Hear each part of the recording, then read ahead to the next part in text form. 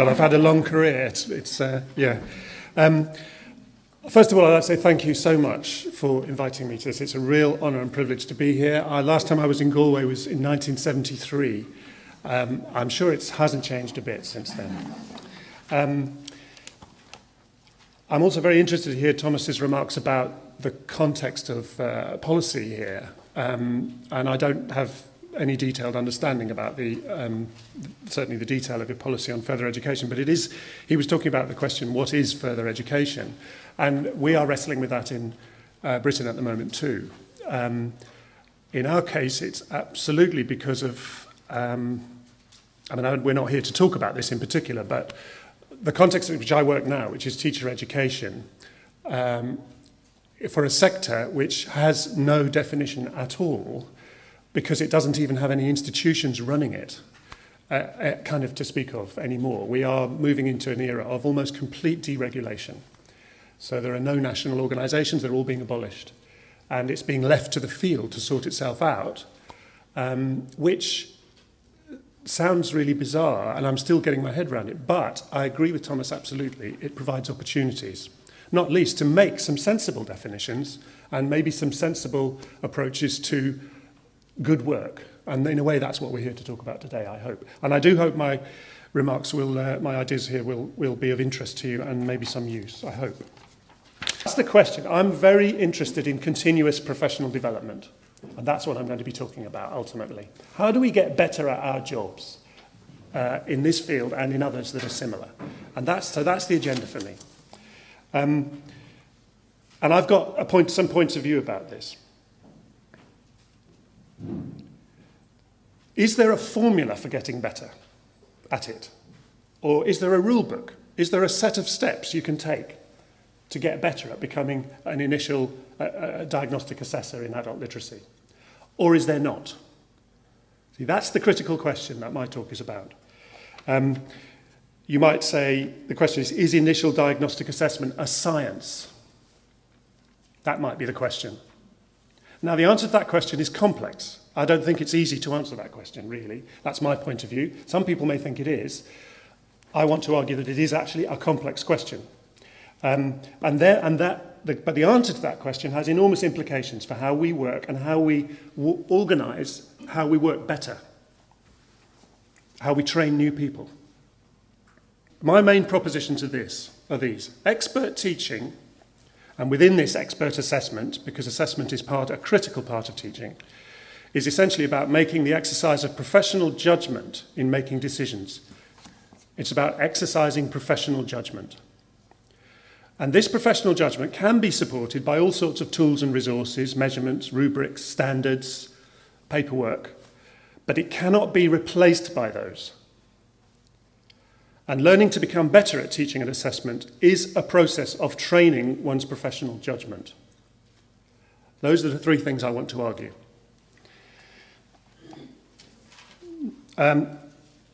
30 years ago, I'm going to put another quote up here. So I hope you can all read that. Yeah, you should be able to.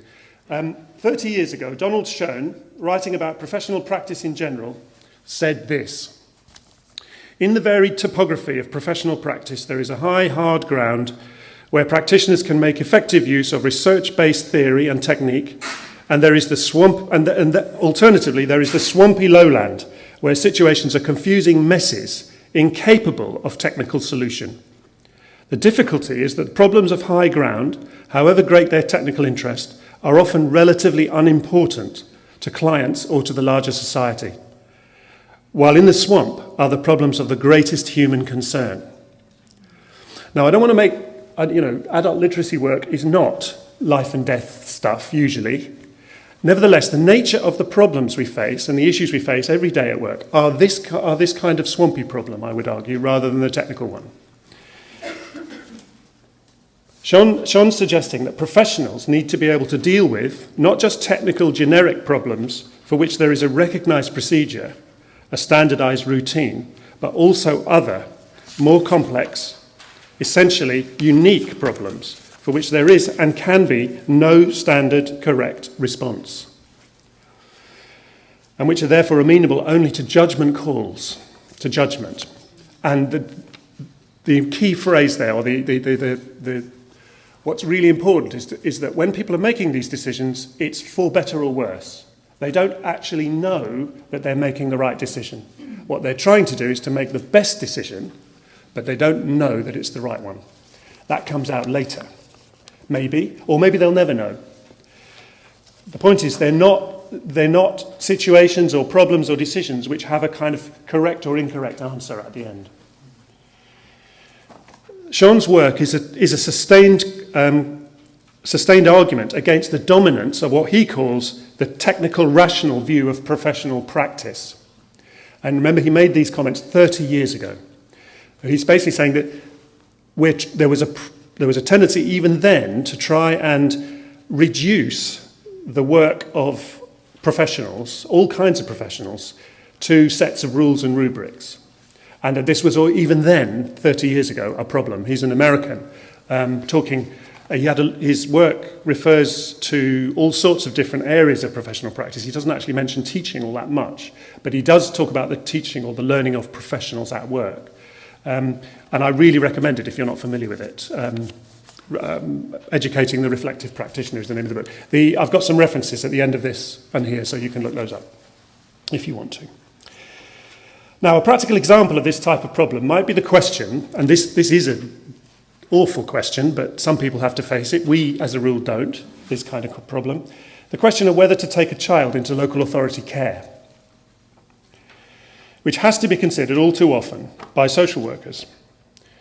There can be no absolute instruction manual for making a decision like this, because ultimately every situation is different. Standards, procedures, checklists, etc. are helpful, but in the end, a decision like this is irreducible to standard procedures.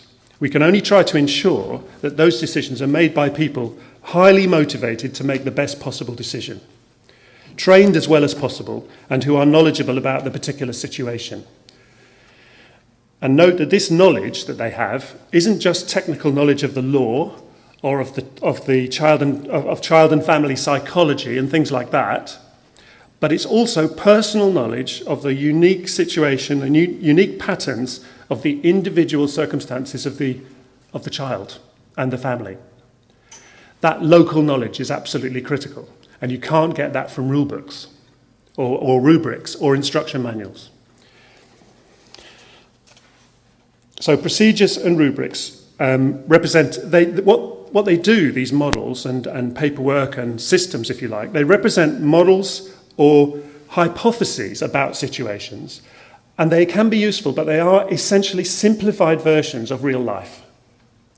Simplified to help, but they cannot replace, they should not replace make the decision for you, because if they do, they're inevitably going to distort things, almost inevitably. Not necessarily in a bad way, but they will distort things, and occasionally it will be a bad way. It'll be, and if everybody does it, then there could be serious consequences in the long run.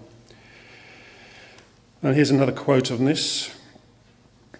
I bet you didn't think you'd be getting Goethe to this afternoon, but I found this by accident, and it's absolutely brilliant for me. Hypotheses are scaffoldings erected in front of a building and then dismantled when the work is finished. They are indispensable for a workman, but you mustn't mistake the scaffolding for the building. That's exactly my point. The scaffolding is useful, perhaps even essential, but it cannot replace the building which it supports. This, it seems to me, is an accurate metaphor for the role of rubrics, standards, technical terminology, pro formas, skills frameworks, assessment criteria, grade descriptors, diagnostic assessment tests and procedures, and the like. They are useful, even necessary, but they are not sufficient. Ultimately, qualified and experienced teachers need to make the decisions because each situation, each learner is essentially unique. This is why we should resist talking about education as if it was like mass production. It is not about being standardized. It's not about using standardized raw materials to produce identical products. That's not what education is about. And yet we do often fall into that by using the language of mass production. Even if we don't mean it like that, it makes a difference. Addressing educational problems as if they can be reduced to a technical model of one kind or another ignores the local knowledge, practical wisdom, and perhaps the long experience of the professional in making similar decisions. It also ignores the moral dimension, that the professional is motivated to find the right way forward for the clients and others concerned. That is, the best and most just response to the situation, not just a technical solution. A hypothetical model cannot be relied upon to do this because it is a simplification of the situation and by definition ignores factors in it which might be critical. And so I'm making a holistic argument which highlights the importance in decision making of local distinctiveness. And here's something about that. A nuanced awareness of what is distinctive in the features of a particular locality or situation. Donald Schoen might put it as appreciation of the distinctiveness of each particular swamp, so as to make informed decisions about appropriate actions. This view is a critique of the kind of overly simplistic technical rational modelling of situations that makes decision-making, here's another example, about whether to build a new supermarket in a country town, to make that decision appear relatively easy.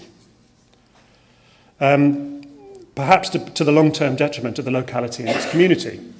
The developers often use technical models to decide whether this procedure or that, whether to build a supermarket, whether to build this road or whatever. They use technical models to decide which is the best outcome. But those technical models are inexact. They don't account for everything. They don't account for people's feelings, for example. They don't account for history. So all these things get left out of those kinds of decisions. Now, we're not here to talk about town planning, but what I'm suggesting is that your work is of a similar nature. It involves similar types of decisions. Sue Clifford and Angela King argue against the homogenizing tendency of technical rational modelling in all aspects of life, emphasising the importance of detail, particularity, patina, authenticity, fineness of grain, divergence, messiness, and quality in the everyday. This view could be caricatured as a conservative critique of regulation through standardisation, a critique of technocratic policies and procedures, but it's much more than that. It's an argument primarily against shoddiness, against work in any field that will merely do, rather than reflecting the very best efforts of the practitioner. Research on education, and for example, Black and William, I've got the references are at the end of this. Tell us clearly, for example, that teachers' sense of the particularity of situations is central to their understanding of the specific needs of individual students at a given moment in the learning process. A procedure cannot take account of that. Only a teacher can take account of that. This sensitivity is also undoubtedly a foundation of trust and mutual respect between learner and teacher, which is essential for an effective learning process. It's clearly possible to teach without this detailed knowledge of students and their situation, and perhaps even to teach adequately. But professional practitioners are deeply and morally concerned about local distinctiveness as part of doing the job as well as possible. Yeah? You can do the job all right, but the point is to do it as well as possible. And for that, you need people. You need the teacher, and then you need a teacher who's basically understands the importance of exercising their own judgment and not relying on frameworks too much. So attempting to encapsulate this sensitivity in a rubric will always tend to diminish it. Minimum standards tend to produce work that simply satisfies the minimum acceptable level of quality.